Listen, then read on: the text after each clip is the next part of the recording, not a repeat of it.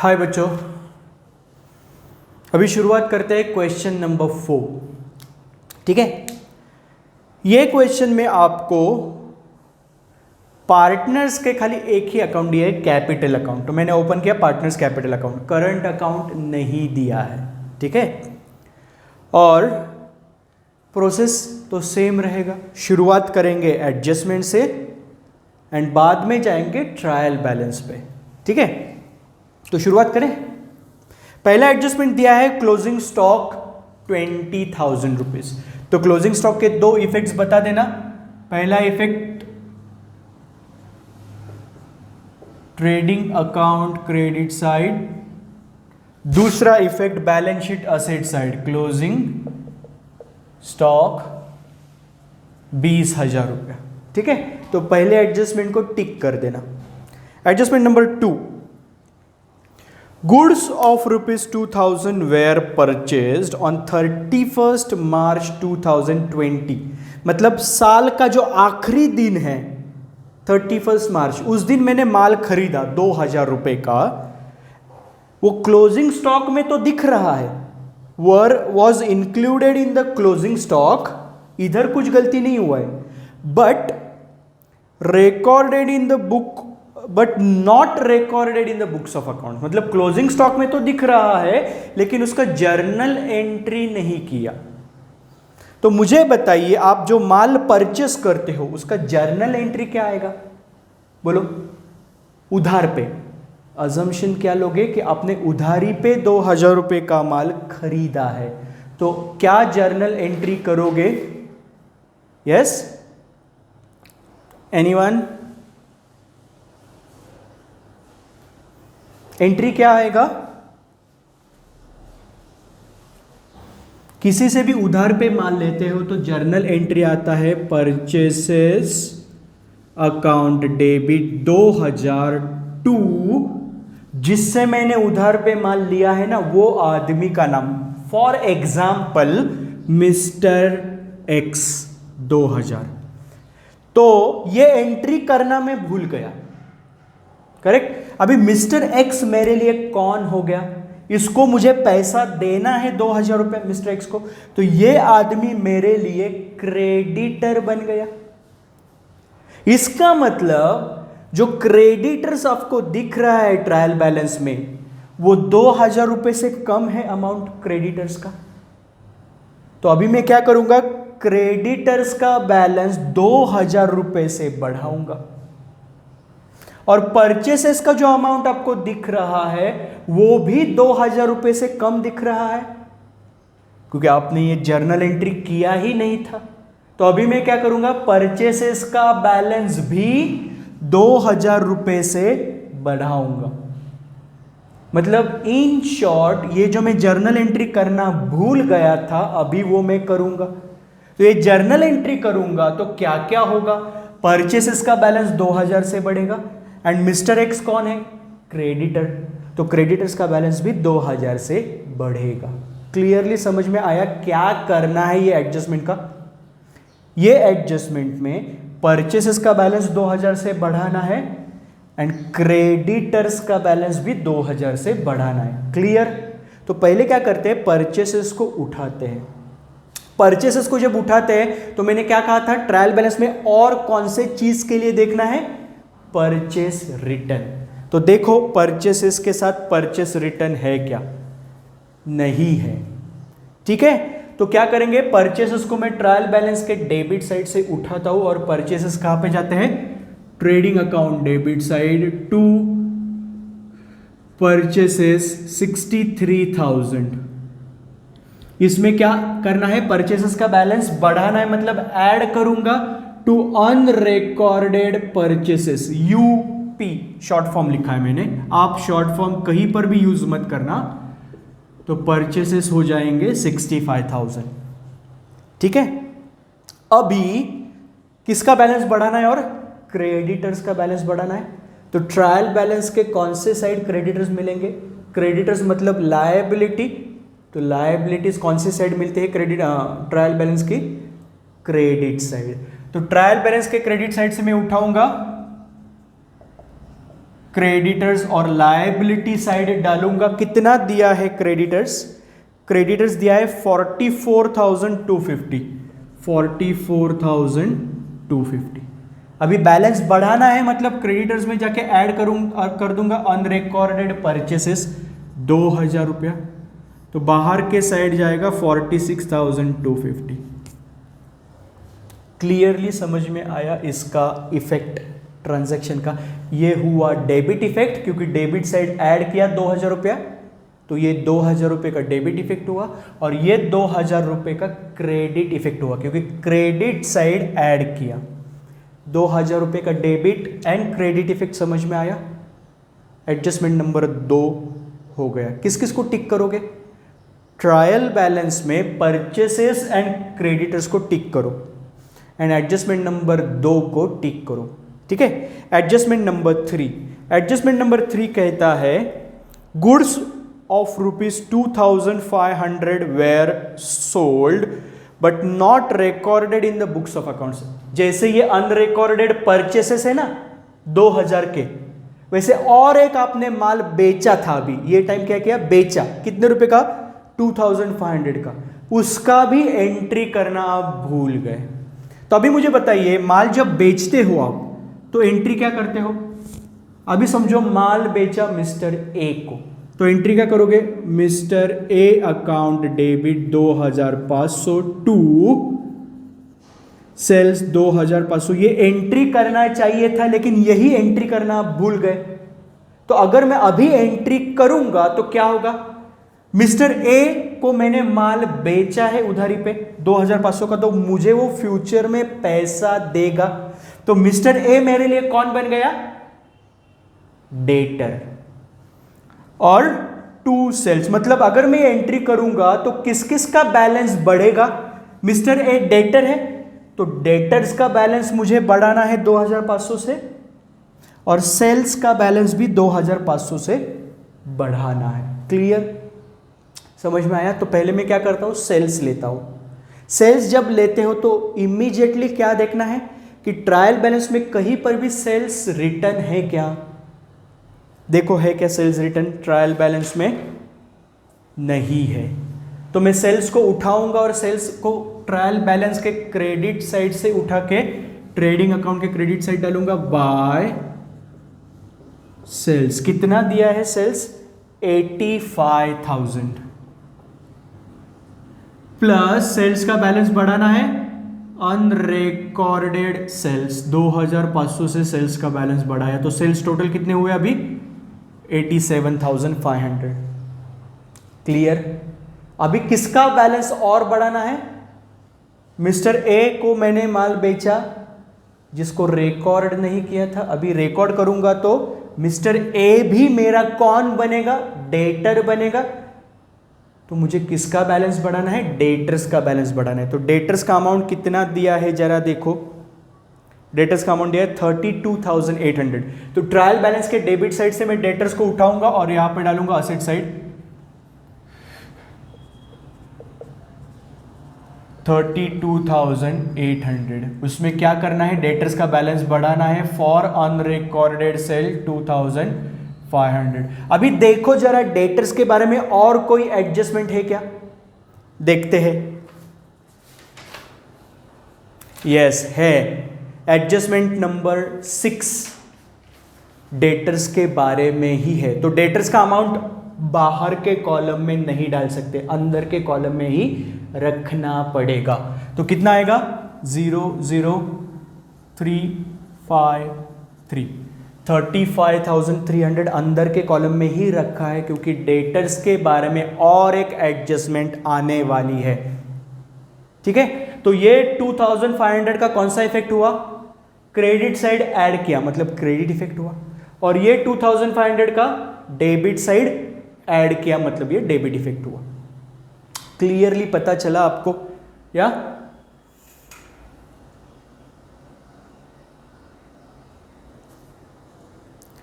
Yes. Now what is the next transaction? अगला transaction क्या है? आउटस्टैंडिंग ऑफिस एक्सपेंसेस वेयर 1700, मतलब अभी ऑफिस एक्सपेंसेस को उठाऊंगा मैं और कहाँ पे डालेंगे office expenses? Profit and loss debit side. So to office expenses amount दिया है 2450, करेक्ट। लेकिन इसमें आउटस्टैंडिंग है, मतलब ऑफिस एक्सपेंसेस का ये इसी साल का खर्चा है, लेकिन मैंने पेमेंट नहीं किया था, इसके लिए रिकॉर्ड नहीं हुआ। तो अभी मैं वो रिकॉर्ड, भले ही मैंने पेमेंट नहीं किया है लेकिन वो इसी साल का खर्चा है तो इसी साल दिखाना पड़ेगा। तो ऐसे कितने रुपए का ऑफिस एक्सपेंसेस है जो मैंने पेमेंट नहीं किया, इसके लिए दिख नहीं रहा है? 1700 का।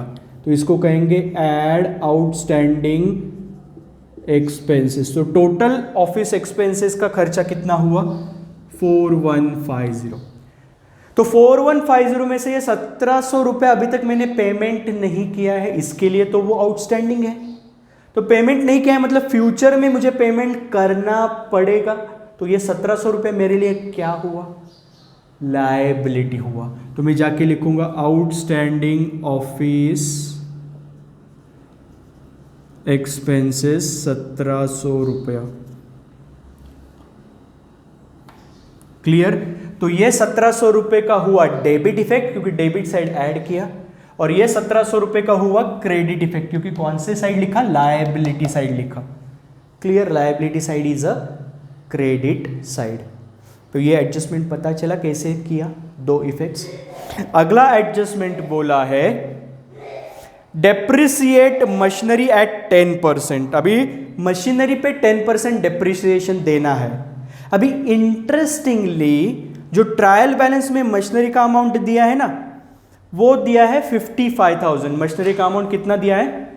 अभी ध्यान से देखना, 55,000 टोटल अमाउंट दिया है मशीनरी का ट्रायल बैलेंस में। लेकिन मशीनरी के साइड में ब्रैकेट में बोला है ये 55,000 में से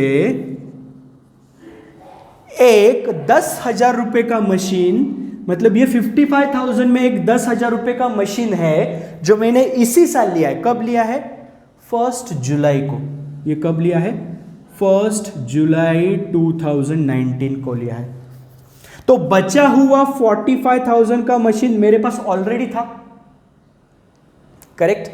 45,000 का मेरे पास पहले दिन से था साल के, और ये 10,000 रुपए का मशीन ये साल मैंने लिया है। कब लिया? 1 जुलाई 2019 को। तो मतलब ये 45,000 का मशीन ये साल मैंने पूरा 12 महीना यूज किया, 12 मंथ्स। लेकिन ये 10,000 का मशीन मैंने कब खरीदा? 1 जुलाई को खरीदा, करेक्ट? तो 1 जुलाई को खरीदा, मतलब कितना महीना यूज किया इसको, 10,000 रुपए वाले मशीन को? Only 9 months. आपको समझ में आया? तो जो डेप्रिसिएशन देना है वो अलग अलग देना पड़ेगा, क्योंकि 45,000 पे पूरे 12 महीने का डेप्रिसिएशन आएगा, लेकिन ये 10,000 रुपए पे 12 महीने का नहीं आएगा, 9 महीने का आएगा, ओनली फॉर 9 मंथ्स, क्योंकि इतना ही महीना यूज किया है इसको ये साल। क्लियर? तो कितना टका डेप्रिसिएशन देना है आपको? 10%। तो मुझे बताइए अभी 45,000 पे 10% के हिसाब से कितना अमाउंट आएगा? पूरे साल का डेप्रिसिएशन कितना आएगा? 4,500। क्लियर? सिंपल है, आखिरी एक डिजिट मिटा दो तो 10% मिलता है। तो कितना आएगा? और पूरे 12 महीने का देना है ना इस पे, तो कितना आएगा? 4,500। लेकिन ये 10,000 पे मुझे पहले तो बताइए पूरे 12 महीने का कितना आएगा? 10% से पूरे 12 महीने का 10% से आएगा 1,000 रुपया। ये पूरे साल का हुआ, लेकिन आपको पूरे साल का देना है क्या? नहीं। कितने महीने का देना है? Only 9 months. तो अगर ये 12 महीने का है तो 9 महीने का कितना? ऐसे करेंगे तो कैसे आएगा? 3 3s are 9, 3 4s are 12, correct? 1000 into 3 कितना आया? 3000 divided by 4। So 4 1s are 4, 4 7s are 28, 30 में से 28 गया तो 2, यहां से एक 0 लिया, सो 4 5 20 और बचा हुआ एक 0। तो कितना देना है ये 10,000 पे डेप्रिसिएशन 9 महीने का? 750 रुपया। ठीक है, तो टोटल डेप्रिसिएशन कितना देना है? 4,500, ये 45,000 पे, और नया जो 10,000 का लिया उस पे 750। सो 4,500 प्लस 750, 5,250 रुपए का टोटल डेप्रिसिएशन देना है। समझ में आया कैसे किया?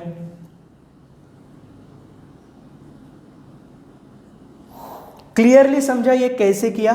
टोटल मशीनरी का अमाउंट कितना दिया है? 55, लेकिन ये 55 में 10,000 रुपए का ये साल लिया है और कितना महीना यूज किया? 9। तो इस पे तो 9 महीने का ही डेप्रिसिएशन आएगा। और पहले दिन से आपके पास कितने रुपए का मशीन था? 45,000, तो इस पे तो पूरे साल का आएगा 10% के हिसाब से 4,500। क्लियरली समझा ये पूरा कैलकुलेशन? यस। तो पहले क्या करेंगे? अभी मशीनरी को उठाएंगे ट्रायल बैलेंस के डेबिट साइड से, और मशीनरी कहां पे जाएगा? Asset side. मशीनरी 55,000 और डेप्रिसिएशन देना है, मतलब वैल्यू कम करना है। सो माइनस डेप्रिसिएशन कितना है? Total depreciation 5,250। कैसे आया 5,250? ये 4,500 प्लस ये 750 रुपया, दोनों का टोटल करोगे तो 5,250 आएगा। तो बाहर के कॉलम में कितना जाएगा? 49,750। करेक्ट। और ये 5,250 डेप्रिसिएशन मतलब मेरा नुकसान, तो कहां पे दिखाते हैं नुकसान? प्रॉफिट एंड लॉस अकाउंट के debit side. To depreciation on machine 5,250। Clearly समझ में आया? 5,250 का ये क्रेडिट इफेक्ट डेबिट में से माइनस किया, ये क्रेडिट इफेक्ट, और 5,250 का ये डेबिट इफेक्ट। दोनों इफेक्ट समझ में आए आपको? क्लियरली पूरा एडजस्टमेंट समझ में आया? यस। अगले एडजस्टमेंट के और जाते हैं, और वो दिया है right of 1,500 for bad debt. Bad debt मतलब डेटर्स के बारे में है। करेक्ट।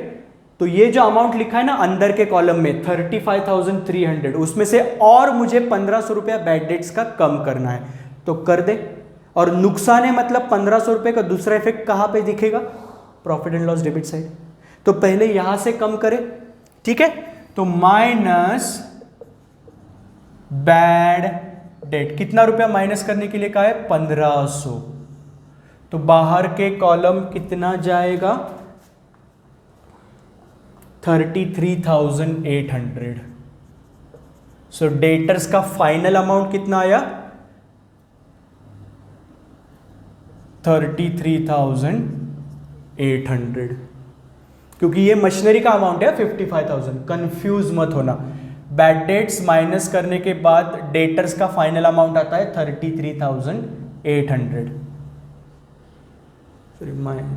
माइनस। ठीक है, क्लियरली समझा आपको? और ये 1,500 रुपए का दूसरा इफेक्ट कहां पे आएगा? नुकसान है तो प्रॉफिट एंड लॉस अकाउंट के डेबिट साइड जाएगा। सो टू बैड डेट 1,500 रुपए अंदर के कॉलम में लिखा है। देखते हैं कि ऑलरेडी कुछ बैड डेट्स है क्या ट्रायल बैलेंस में।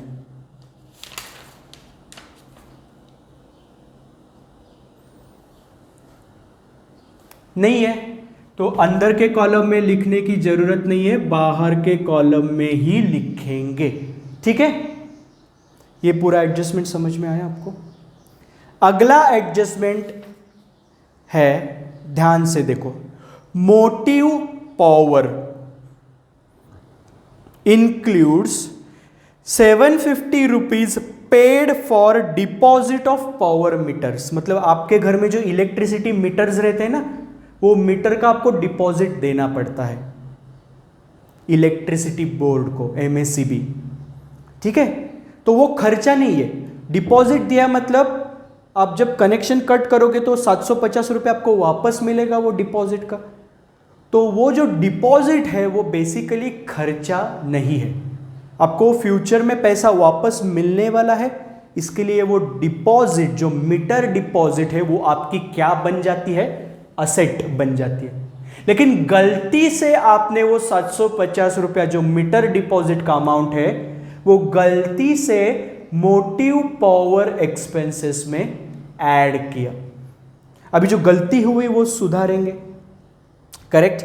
तो मोटिव पावर का टोटल खर्चा दिया है 5750। अभी मोटिव पावर जो खर्चा है वो कहां पे जाएगा, मोटिव पावर फैक्ट्री में लगता है, जो पावर फैक्ट्री में यूज होता है उसको मोटिव पावर कहते हैं। तो कहां पे जाएगा, फैक्ट्री में यूज हुआ मतलब डायरेक्ट एक्सपेंसेस हुआ, तो कहां पे जाएगा, trading account debit side. So to motive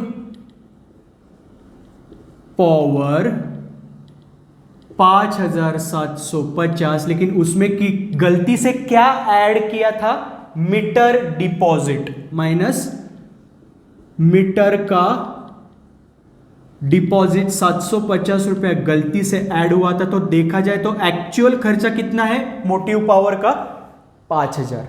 और ये 750 रुपए जो मैंने माइनस किया वो डिपॉजिट है, वो फ्यूचर में मुझे वापस मिल सकता है, इसके लिए वो मेरी 750 रुपये क्या हुआ, असेट हुआ। तो मैं लिखूंगा असेट साइड, मीटर डिपॉजिट 750। समझ में आया ये? तो ये 750 का कौन सा इफेक्ट हुआ, डेबिट में से माइनस किया तो क्रेडिट इफेक्ट हुआ, और ये 750 का हुआ डेबिट इफेक्ट, असेट साइड लिखा इसलिए। आया समझ में? तो पूरे एडजस्टमेंट्स हो गए हैं। अभी हम लोग जाते हैं ट्रायल बैलेंस के आइटम्स पे, एक बार जरा पूरा देख लीजिए।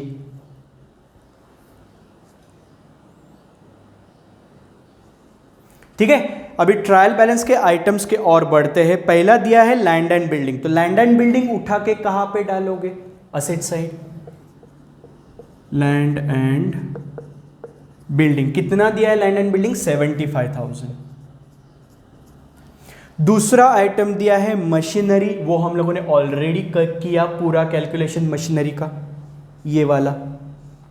ठीक है, बाद में दिया है ओपनिंग स्टॉक 23,000। तो ओपनिंग स्टॉक जाता है trading account, first item to opening stock 23,000, tick कर दो। बाद में दिया है मोटिव पावर, वो तो हो गया। बाद में दिया है कैश 3,500, तो कैश जाएगा असेट साइड 3,500। बाद में दिया है डेटर्स, वो तो हो गया 32,500, ले 800 ले लिया। बाद में दिया है परचेसेस, वो भी हो गए। बाद में दिया है कैरिएज। अभी ध्यान से सुनिए कैरिएज का क्या है। मैंने आपको बताया था कि दो टाइप के कैरिएज मतलब ट्रांसपोर्टेशन एक्सपेंसेस, करेक्ट। तो ट्रांसपोर्टेशन एक्सपेंसेस गुड्स परचेस करते समय कर सकते हो, या ट्रांसपोर्टेशन एक्सपेंसेस गुड्स बेचते समय कर सकते हो। तो परचेस करते समय जो ट्रांसपोर्टेशन एक्सपेंसेस करते हो उसको कहते हैं कैरिएज इनवर्ड, एंड माल बेचते समय जो ट्रांसपोर्टेशन का खर्चा करते हो उसको कहते हैं कैरिएज आउटवर्ड। तो कैरिएज इनवर्ड जाता है ट्रेडिंग अकाउंट, कैरिएज आउटवर्ड जाता है प्रॉफिट एंड लॉस अकाउंट। दोनों खर्चे हैं, लेकिन एक खर्चा जाता है ट्रेडिंग अकाउंट क्योंकि वो परचेसेस के रिलेटेड है, और दूसरा खर्चा जाता है प्रॉफिट एंड लॉस अकाउंट क्योंकि वो सेल्स के रिलेटेड है, इनडायरेक्ट एक्सपेंसेस है।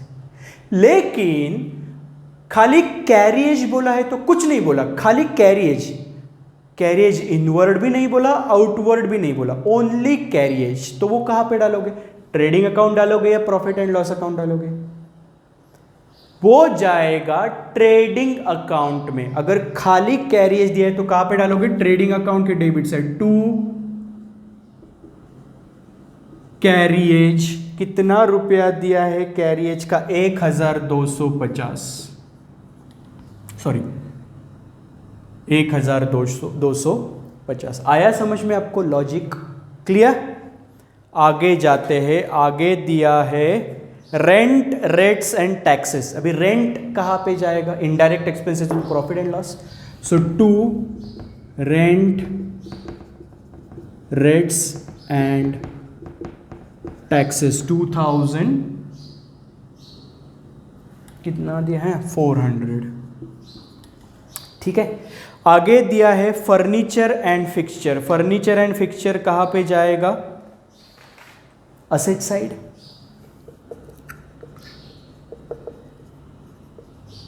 फर्नीचर कितने रुपए का फर्नीचर दिया है? 26,600। ठीक है, बाद में दिया है सैलरीज, प्रॉफिट एंड लॉस के डेबिट साइड जाएगा टू सैलरीज 3,500। बाद में दिया है ऑफिस एक्सपेंसेस, ऑलरेडी हो चुका है। बाद में दिया है ड्राइंग्स। ड्राइंग्स कहाँ पे जाएंगे? पार्टनर्स कैपिटल के डेबिट साइड। कैपिटल से माइनस करते हैं ना ड्राइंग्स, माइनस करना है मतलब कैपिटल का बैलेंस कम करना है। तो कैसे करेंगे? कौन से साइड लिख के? डेबिट साइड लिखोगे तो बैलेंस, कैपिटल का बैलेंस कम होगा। ठीक है, तो मैं यहां पे ये मिटा देता हूं।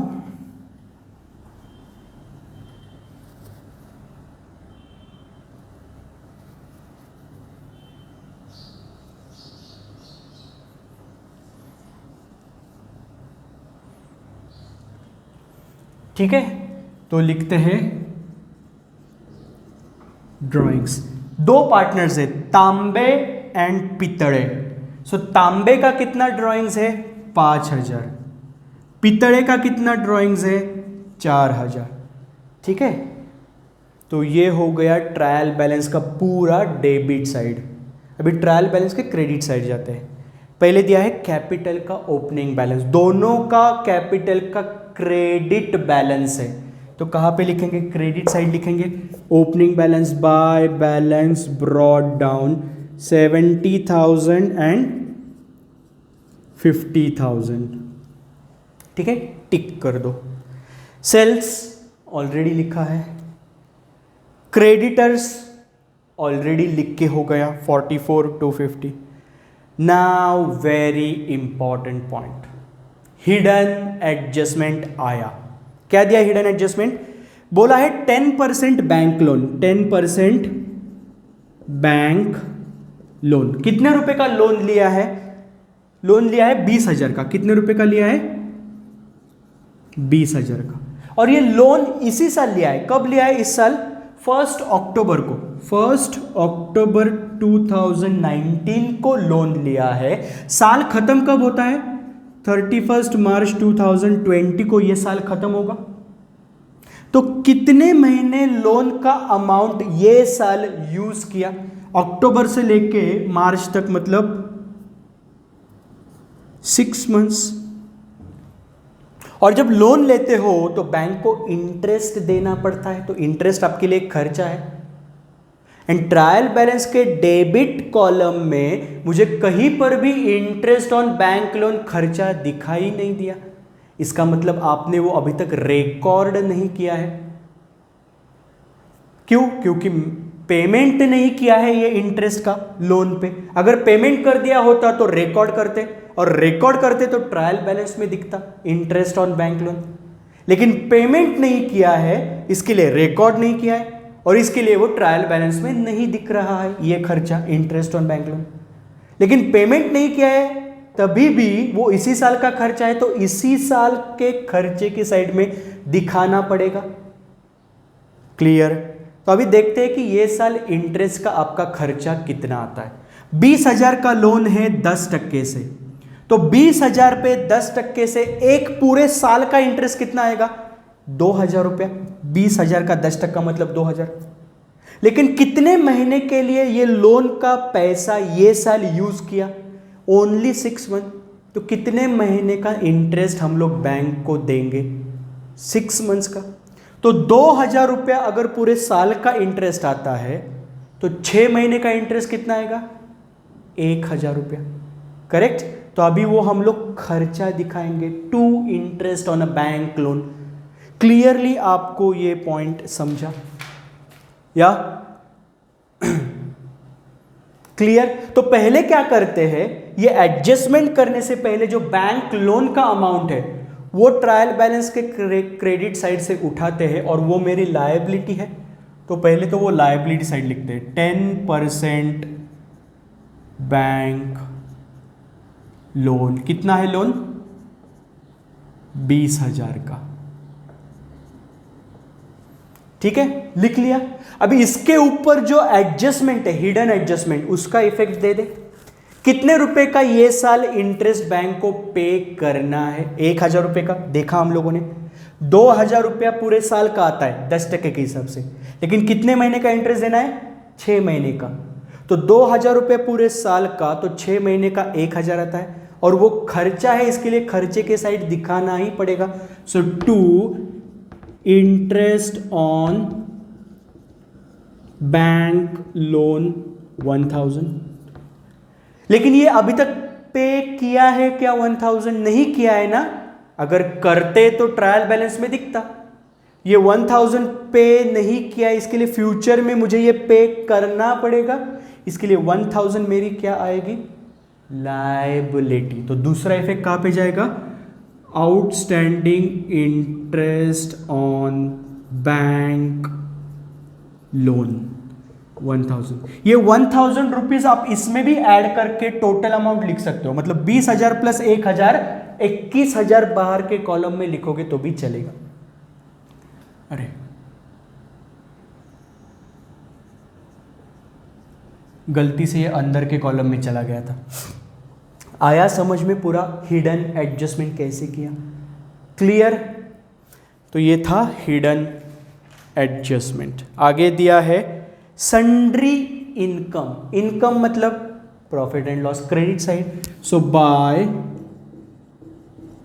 सन्ड्री इनकम, कितना दिया है इनकम? 1,500 रुपये, टिक कर दो। सन्ड्री इनकम के बाद आपको दिया है प्री रिसीव्ड रेंट। मतलब मुझे रेंट का इनकम मिल रहा है, लेकिन दैट इज प्री रिसीव्ड, मतलब किसी ने मुझे अगले साल का रेंट भी इसी साल दे दिया। इसके लिए ट्रायल बैलेंस के क्रेडिट में आया है प्री रिसीव्ड रेंट।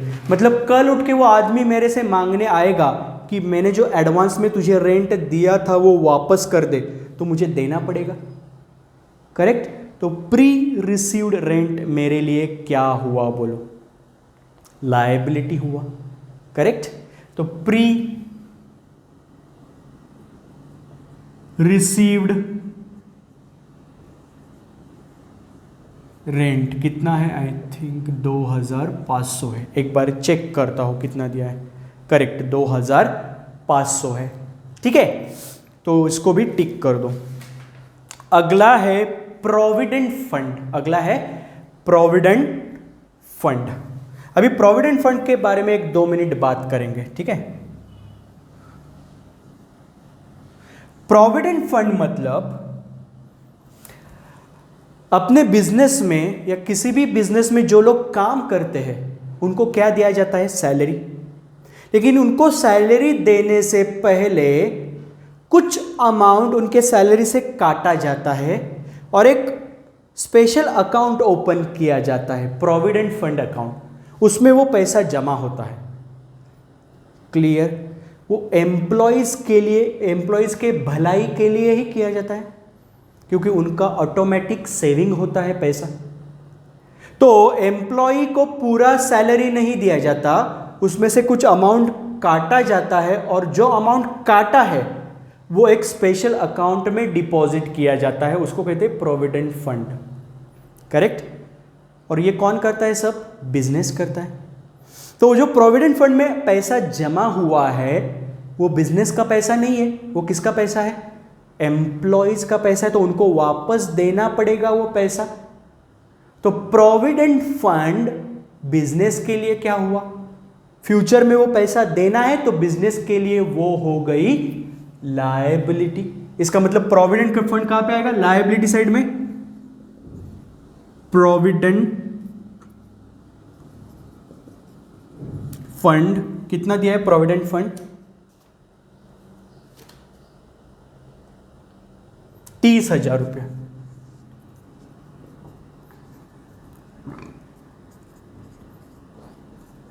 क्लियर, समझ में आया प्रोविडेंट फंड का मीनिंग? पक्का? तो ऐसे हमारा पूरा ट्रांसफर हो चुका है, सभी एडजस्टमेंट हो चुके हैं, सभी ट्रायल बैलेंस के आइटम्स हम लोगों ने ट्रांसफर कर दिए। ठीक है, अभी क्या करोगे? मैं आपको अभी एक छोटा सा काम देता हूं, क्योंकि होमवर्क भी कुछ चाहिए ना आपके लिए। ठीक है, आपको क्या करना है? अभी ट्रेडिंग अकाउंट क्लोज करना है। ट्रेडिंग अकाउंट क्लोज करोगे तो एक तो ग्रॉस प्रॉफिट मिलेगा, अगर ये साइड ज्यादा है तो ग्रॉस प्रॉफिट मिलेगा, ये साइड ज्यादा है तो ग्रॉस लॉस मिलेगा। ग्रॉस प्रॉफिट मिला तो ये साइड डालिए, ग्रॉस लॉस मिला तो ये साइड आएगा, डेबिट साइड ऊपर, ग्रॉस लॉस इधर लिखोगे। ठीक है, जो भी आता है वो करो। बाद में profit and loss account close करो। Profit and loss account close करोगे तो एक तो मिल सकता है नेट प्रॉफिट, नहीं तो नेट लॉस। नेट प्रॉफिट मिला तो यहां पे ये पार्टनर्स को बांटोगे, तांबे एंड पितड़े। नेट लॉस मिला, नेट लॉस कब मिलेगा? अगर ये साइड ज्यादा है तो नेट लॉस मिलेगा, ये साइड ज्यादा है तो नेट प्रॉफिट मिलेगा। यहां से ग्रॉस प्रॉफिट पहले ट्रांसफर करो, हाँ यहां पे, इसके बाद profit and loss account close करो। तो ये साइड ज्यादा है प्रॉफिट एंड लॉस का तो मिलेगा नेट लॉस, तो यहां पे नेट लॉस बांटोगे तांबे एंड पितड़े के बीच में। और अगर ये साइड ज्यादा है तो नेट प्रॉफिट मिलेगा, तो ये साइड वो नेट प्रॉफिट दोनों में बांटोगे, तांबे and Pitde. Profit sharing ratio क्या दिया है? इक्वल। कुछ नहीं बोला है तो नहीं बोला है, Tambe and Pitde are partners sharing profit and losses equally, मतलब इक्वल पार्टनर्स है, 1:1 रेशियो में, आधा आधा बांटेंगे दोनों को। लॉस हुआ तो भी आधा बांटेंगे, प्रॉफिट हुआ तो भी आधा आधा बांटेंगे। लॉस हुआ तो वो लॉस डेबिट साइड डालेंगे, क्योंकि लॉस हुआ तो कैपिटल से माइनस करते हैं तो डेबिट साइड लिखेंगे। और अगर प्रॉफिट हुआ तो कैपिटल में ऐड करेंगे, मतलब क्रेडिट साइड लिखेंगे। क्लियरली समझ में आया? बाद में कैपिटल अकाउंट क्लोज करना, आपको यहां पे क्लोजिंग बैलेंसेस मिलेंगे दोनों के, यहां पे टू बैलेंस कैरिड डाउन, और ये दोनों के क्लोजिंग बैलेंस उठाओ और लायबिलिटी साइड डालो कैपिटल करके, तांबे एंड पितड़े का। यहां पे तांबे का आएगा, यहां पे पितड़े का आएगा, दोनों का टोटल करो और बाहर के साइड लिखो। आया समझ में आपको पूरा? तो आपके लिए छोटा सा होमवर्क है कि ये क्लोज करना है। क्या करना है? क्लोज। आएगा? ट्राई कीजिए, नहीं आया तो मुझे व्हाट्सअप कीजिए, मैं आपको करके दिखाऊंगा। ठीक है, सो एक बार देख लीजिए ये पूरा।